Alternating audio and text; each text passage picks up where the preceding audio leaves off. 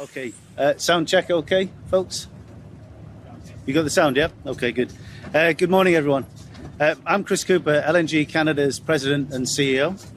On behalf of everybody at LNG Canada, I want to thank you all for making the trip here today. We're very pleased and honoured to welcome you to our beautiful facility, especially with weather like this. I want to extend a special thanks to Premier Eby and to Minister Dix and members of their staff for also taking the time to visit with us. I want to also express our deep gratitude to the Haisla Nation, in whose traditional territory we're gathered and where LNG Canada calls home. Certaines décisions institutionnelles ne retiennent pas l'attention pour le geste en soi, mais pour les ruptures qu'elles provoquent dans l'équilibre entre partenaires stratégiques. Le 10 janvier 2026, la première cargaison de gaz naturel liquéfié a quitté la côte ouest du Canada à destination directe de l'Asie. Le navire a quitté le terminal de Kitimat, en Colombie-Britannique, à destination de la Corée du Sud, marquant le début d'une nouvelle étape dans les exportations énergétiques canadiennes. Cet événement, coordonné sous la supervision du Bureau des grands projets du gouvernement fédéral, a été officiellement décrit comme un jalon commercial. Mais les données qui l'ont précédé et les effets qui ont suivi indiquent que ce geste a eu des implications plus larges. Avec le lancement du projet LNG Canada, le pays a officialisé son entrée sur les marchés asiatiques avec sa propre infrastructure, sans dépendre des canaux logistiques traditionnels orientés vers le marché américain. L'impact de cet épisode ne s'est pas limité à ce qui s'est passé dans la salle à ce moment-là. Selon les données d'Industrial Info Resources, les flux quotidiens de gaz naturel canadien vers les États-Unis sont passés de 9 milliards à 5 milliards 400 millions de pieds cubes en seulement un an, soit une baisse de 40%. Parallèlement, les exportations de pétrole lourd, dont le Canada représente plus de la moitié de l'approvisionnement extérieur consommé par les États-Unis, ont également subi une baisse significative de leur valeur, selon un rapport de l'Agence nationale canadienne de statistiques. Bien que cette baisse ait été justifiée par des facteurs liés au marché, les analystes ont souligné que le contexte politique avait été un facteur décisif. Depuis août 2025, le gouvernement Trump appliquait des droits de douane sur les produits canadiens, y compris une surtaxe spécifique de 10% sur les produits énergétiques. La justification officielle invoquait la loi sur les pouvoirs économiques d'urgence internationale, citant des risques pour la sécurité nationale. La réponse du gouvernement canadien n'est pas venue sous la forme de déclarations diplomatiques, mais plutôt d'une stratégie de réorientation structurelle. Rediriger progressivement ses principaux flux commerciaux hors de la dépendance américaine. Cette réorientation a été soutenue par des investissements à grande échelle, dont 7 nouveaux projets énergétiques annoncés en novembre 2025, pour un total de 116 milliards de dollars en infrastructures. Tous ces projets ont pour destination prioritaire les marchés asiatiques. Les travaux impliquent des consortiums internationaux et s'inscrivent dans une perspective à long terme, avec des contrats déjà signés avec des acheteurs au Japon et en Corée du Sud. Concrètement, cela signifie qu'une partie considérable du volume auparavant exporté vers les États-Unis sera remplacée par des engagements plus rentables et plus prévisibles avec des partenaires hors du continent. Ce mouvement se manifeste également physiquement. Le gazoduc Coastal GasLink, récemment achevé, relie directement les champs de production de l'Ouest canadien au terminal de liquéfaction sur la côte Pacifique, rompant ainsi avec l'axe traditionnel d'approvisionnement qui alimentait le marché nord-américain. Cette nouvelle route logistique réduit l'exposition aux fluctuations politiques venant de Washington et représente, selon les experts, un jalon d'indépendance stratégique. Au niveau national, les effets ont commencé à se traduire par des pressions économiques. Les estimations de l'administration américaine de l'information sur l'énergie indiquent que les prix intérieurs du gaz naturel devraient augmenter de manière continue tout au long de l'année 2026, dépassant les 4 $ par million de BTU, soit le double des niveaux enregistrés 2 ans auparavant. Cette hausse touche directement les familles dans des États comme le Michigan, le Minnesota et l'Ohio, où le chauffage au gaz est une nécessité fondamentale pendant l'hiver. Pour les secteurs industriels, l'augmentation des coûts commence déjà à modifier les projections de rentabilité et d'exploitation. Des signes de malaise politique apparaissent également. Les gouverneurs des États producteurs et consommateurs d'énergie, y compris ceux liés au Parti républicain, ont exprimé leur inquiétude quant aux effets secondaires de la stratégie tarifaire adoptée par la Maison-Blanche. Les critiques, bien que réservées, convergent vers un point commun. Le calcul institutionnel d'Ottawa n'a pas été improvisé, mais structuré à partir de la perception d'un risque croissant dans les relations bilatérales. Ce type de changement institutionnel se révèle rarement de manière bruyante. Il s'inscrit dans des décisions techniques, de nouveaux corridors logistiques, des contrats à long terme qui échappent à l'actualité immédiate. C'est pourquoi, si vous suivez les mouvements de fond qui redessinent l'environnement politique et économique entre les pays, il vaut la peine de suivre nos analyses continues. Elles cherchent précisément à donner forme aux transformations qui commencent là où le bruit cesse. À partir de là, la reconfiguration énergétique initiée par Ottawa n'est plus considérée comme une exception, mais comme s'inscrivant dans un schéma plus large de réaction institutionnelle face à l'incertitude normative imposée par Washington. Le recours récurrent aux droits de douane comme moyen de pression sur les alliés, formellement justifié par la loi sur les pouvoirs économiques d'urgence internationale, a été interprété par les juristes et les analystes du commerce international comme un détournement de l'esprit initial du dispositif. Bien que la législation autorise des actions unilatérales dans des contextes spécifiques, l'extension de son utilisation à des partenaires historiques tels que le Canada a eu des effets qui vont au-delà du simple effet de levier économique. Elle a déclenché de profondes révisions stratégiques de l'architecture commerciale du continent. C'est dans ce contexte que les projets structurels promus par le gouvernement canadien prennent un nouveau sens. Le terminal de Kitimat, inauguré en janvier, n'est que la première étape d'une série d'initiatives visant à consolider les corridors énergétiques transocéaniques. La phase initiale de LNG Canada prévoit l'exportation de 14 millions de tonnes de gaz naturel liquéfié par an, soit l'équivalent d'environ 3,7 milliards de pieds cubes par jour. La phase 2, déjà à l'étude par les investisseurs, doublerait cette capacité. Parallèlement, le projet Kessi-Lysims LNG, d'une capacité estimée à 12 millions de tonnes par an, attend une décision finale d'investissement en 2026. Les deux projets ont été conçus en se concentrant exclusivement sur les marchés asiatiques, où le prix du gaz naturel liquéfié dépasse de 30 à 40% les cotations du marché nord-américain. Cette convergence aide à comprendre pourquoi le Canada a décidé de lier sa nouvelle infrastructure à des consortiums mondiaux. Shell, Mitsubishi, Korea Gas et Petronas sont quelques-uns des acteurs impliqués dans la structuration financière et opérationnelle des terminaux. Ces partenaires garantissent non seulement la stabilité contractuelle, mais ils projettent également un réseau d'intérêts interdépendants qui réduit l'incitation à des reculs ou à des révisions unilatérales. Il s'agit d'une stratégie de protection institutionnelle fondée sur des engagements multilatéraux, moins sensibles aux changements brusques de la politique commerciale des États-Unis. Dans la pratique, cela représente un détournement progressif des flux énergétiques auparavant captés presque exclusivement par des oléoducs et des gazoducs dirigés vers le sud du continent.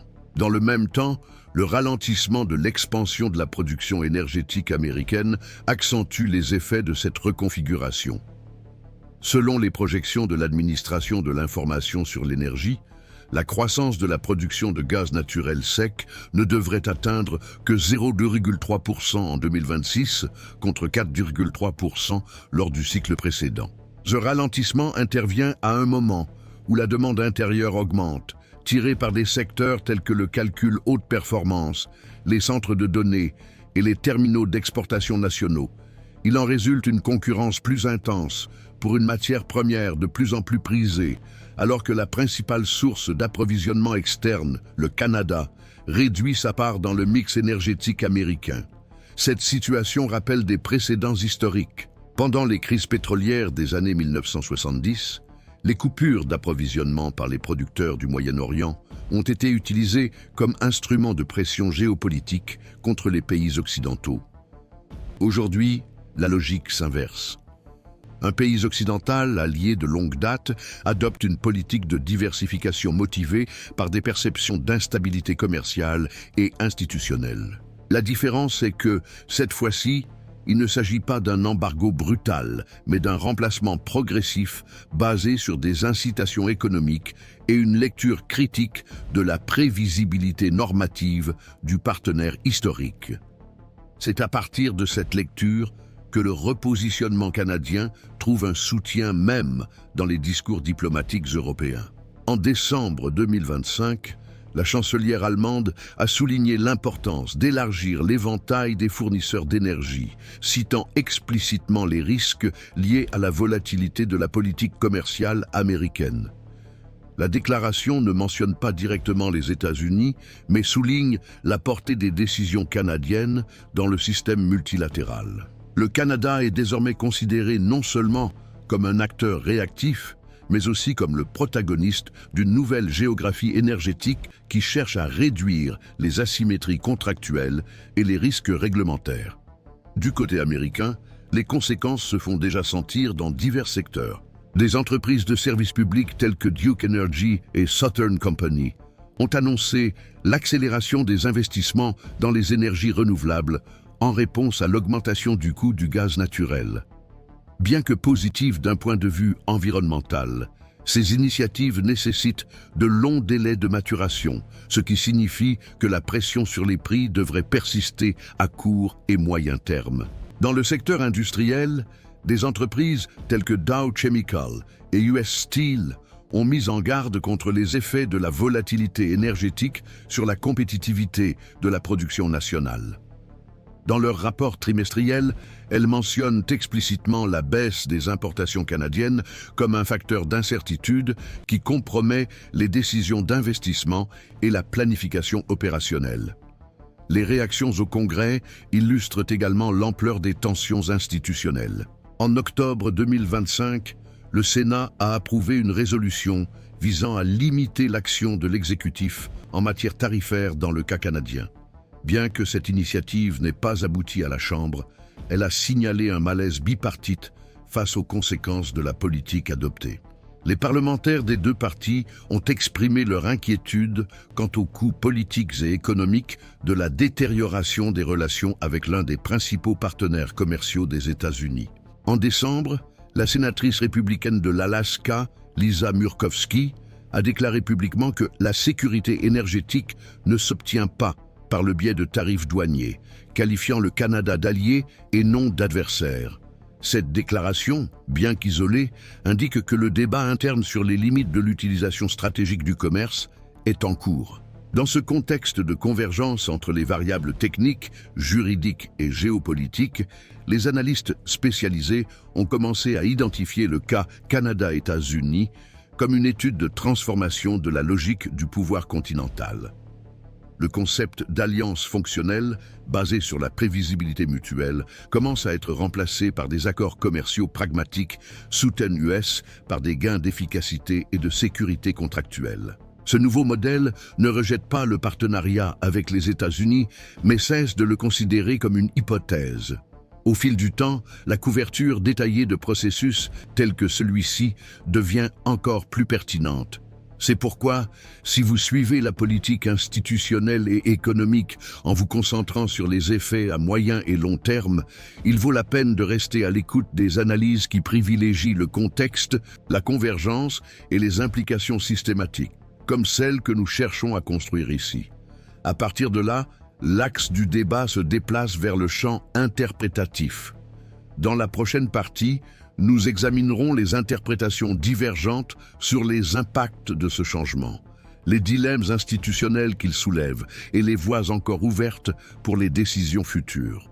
Les interprétations divergent quant à savoir si la réorganisation qui se profile dans les relations énergétiques entre le Canada et les États-Unis doit être considérée comme un ajustement tactique ou comme un changement institutionnel de plus grande envergure. Pour une partie des analystes liés au Centre de recherche sur le commerce et la politique internationale, la conduite récente d'Ottawa suggère un changement stratégique aux effets durables, non seulement parce qu'elle répond aux tarifs douaniers, mais aussi parce qu'elle intègre une évaluation des risques liés au niveau de prévisibilité réglementaire aux États-Unis.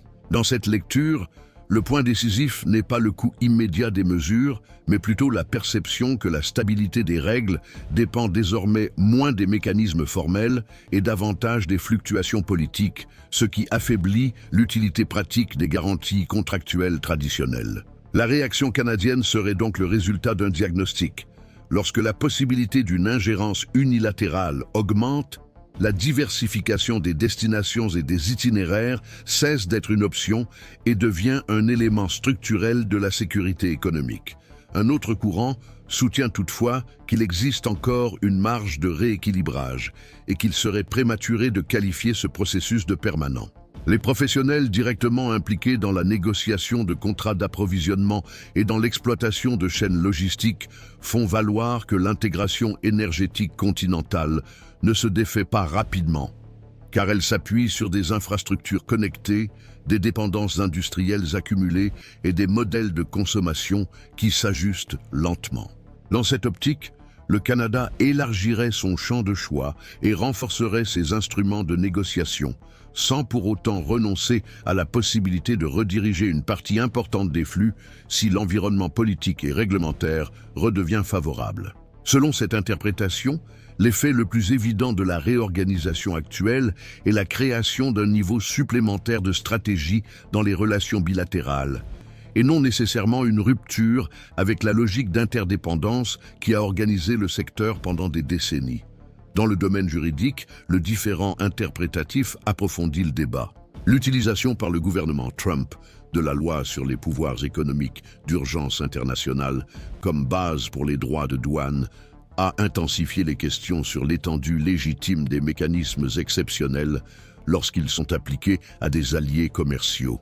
Les décisions judiciaires rendues par les tribunaux fédéraux, même en appel, ont ouvert la voie à des arguments selon lesquels le cadre d'urgence aurait pu être utilisé de manière excessivement souple. Les juristes consultés par les commissions législatives soulignent que, lorsqu'un outil conçu pour des scénarios extraordinaires devient un instrument récurrent de politique économique, le coût institutionnel ne se limite pas au cas concret. Il se crée un précédent interprétatif moins prévisible, ce qui amplifie la perception du risque et incite les partenaires à rechercher des protections supplémentaires en dehors de l'axe traditionnel de dépendance. Sur le plan économique, le scénario continue d'évoluer, mais certains signes ont déjà été intégrés dans les projections.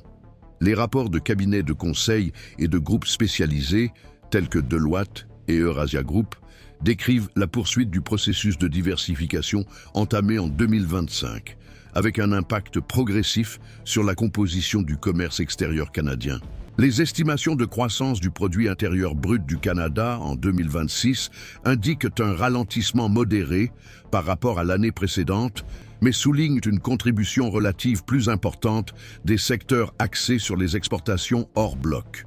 Pour certains analystes, cette recomposition suggère que le réalignement énergétique s'inscrit dans une stratégie industrielle plus large, dans laquelle la diversification des marchés ne fonctionne pas seulement comme une réponse à court terme, mais comme un instrument à moyen terme pour réduire les vulnérabilités et accroître la résilience. Sur le plan politique, les effets sont encore en phase d'adaptation aux États-Unis. On note un certain malaise parmi les gouverneurs, les parlementaires et les représentants des secteurs industriels touchés par la hausse des coûts énergétiques et la moindre prévisibilité des chaînes de production. Cependant, la transition de ce malaise vers une action concrète dépend de facteurs qui évoluent à leur propre rythme, tels que la dynamique interne du Congrès, la volonté des partis d'imposer des limites aux mesures exécutives et le calendrier électoral. L'approche des élections législatives de 2026 pourrait constituer un tournant, en particulier si les impacts économiques deviennent plus visibles dans les régions industrielles sensibles. Dans le même temps, le maintien du cap actuel tend à consolider l'interprétation extérieure selon laquelle les règles des relations bilatérales ne fonctionnent plus selon le modèle de stabilité observé lors des cycles précédents. C'est dans ce contexte que les dilemmes institutionnels prennent tout leur sens. La tension entre l'autonomie décisionnelle de l'exécutif et les limites juridiques associées aux traités et aux engagements multilatéraux s'intensifie lorsque des mesures unilatérales produisent des effets systémiques. Parallèlement, la relation entre partenaires traditionnels n'est plus définie uniquement par le prix et la capacité d'approvisionnement, mais aussi par des éléments tels que la confiance normative, la stabilité réglementaire et la signalisation stratégique. En orientant une part croissante de sa politique énergétique vers les marchés asiatiques, le Canada envoie un signal qui dépasse la sphère commerciale. Il suggère une architecture d'insertion internationale moins dépendante des fluctuations politiques de son voisin et davantage ancrée dans des engagements à long terme avec des destinations alternatives. Cette refonte impose toutefois des défis opérationnels et institutionnels au Canada lui-même. Pour que la stratégie soit viable, il est nécessaire de garantir des flux logistiques cohérents, d'attirer des investissements continus et de maintenir la compétitivité sur des marchés éloignés, soumis à la volatilité géopolitique et au cycle de la demande. En outre, une politique énergétique moins dépendante des États-Unis nécessite un cadre réglementaire interne capable de résister aux changements de gouvernement et aux pressions nationales, garantissant la continuité tout au long des cycles électoraux. Il s'agit donc d'un pari institutionnel qui combine calcul économique et ambition stratégique, mais qui reste à l'épreuve du temps et des contingences. Du côté américain, une impasse difficile à gérer se profile. La réduction de l'approvisionnement canadien exerce une pression sur les prix intérieurs et limite la marge des secteurs industriels qui dépendent d'un gaz naturel compétitif et prévisible.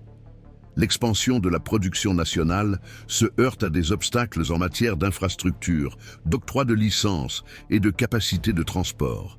Et l'alternative consistant à rechercher des importations sur d'autres marchés tend à augmenter les coûts et à introduire des risques géopolitiques supplémentaires. Cela crée une situation dans laquelle le gaz canadien reste relativement attractif en raison de sa proximité et de sa fiabilité, même lorsqu'il est renchéri par des tarifs, ce qui génère des tensions internes entre les objectifs politiques et les besoins industriels. Au niveau international, cet épisode renforce le débat sur l'utilisation du commerce comme outil de politique étrangère et sur la fragilité pratique des engagements multilatéraux lorsque des exceptions légales sont fréquemment invoquées. Lorsque les partenaires se rendent compte que des instruments d'urgence peuvent être appliqués à des alliés sur la base d'interprétations larges, ils sont davantage incités à construire des voies alternatives, à diversifier leurs engagements et à ajouter des garanties institutionnelles. Le cas canadien illustre comment des décisions politiques nationales peuvent déclencher des réarrangements structurels dans des alliances consolidées, modifiant les modèles de confiance et redéfinissant les choix stratégiques. Jusqu'à présent, il n'y a pas de conclusion définitive, mais une trajectoire observable.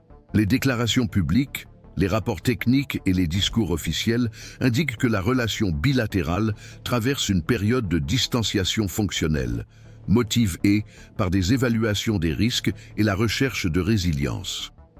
Au cours des 30 à 90 prochains jours, des étapes opérationnelles importantes devraient fournir des preuves supplémentaires, telles que les avancées dans les phases du terminal LNG Canada et l'évolution des contrats asiatiques à long terme. À mesure que ces engagements seront formalisés, la marge de manœuvre pour un revirement complet aura tendance à diminuer, non pas par décision symbolique, mais en raison de contraintes opérationnelles et contractuelles. Il est donc essentiel de suivre les développements à venir pour comprendre comment des décisions apparemment localisées peuvent se transformer en vecteurs de réorganisation systémique. Si vous recherchez des analyses qui préservent la clarté, l'objectivité et la lecture institutionnelle, ce canal continue de se consacrer à observer les signaux, relier les pièces et suivre ce qui change lorsque l'axe de prévisibilité se déplace. Les structures s'ajustent et la nouvelle norme est encore en cours de définition.